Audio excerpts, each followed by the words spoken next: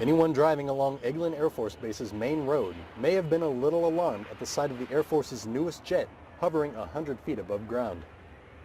STOVL operations is the unique part of the F-35B where we can do the vertical landing, the short takeoff and the short landing side of things. So the jet just does its transformer act and then we take off short and we vertically land.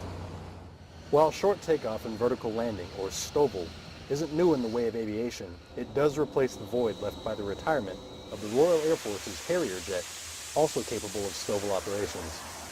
This was the first STOVL flight performed by a member of the British Armed Forces.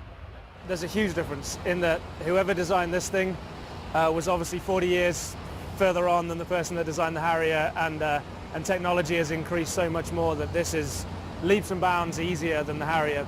Squadron Leader Nichols and other members of the Royal Air Force joined in a co-op training mission with the U.S. Marine Fighter Attack Training Squadron 501 at the 33rd Fighter Wing at Eglin. The purpose is that we both fly the same aircraft, so the Brits bought the F-35B and the USMC bought the F-35B as well. So in that the Brit program is a little bit less mature than the US Marine Corps program, we decided to embed with those guys and at least start our training with them before we go autonomous in a few years' time. In total, the United States Air Force, Navy and Marine Corps, as well as members of the United Kingdom and the Netherlands, all train under the 33rd Fighter Wing at Eglin, with a total of 41 F-35s, the largest inventory in the world so far.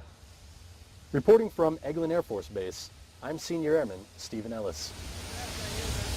Cold morning. It is. Lots of thrust.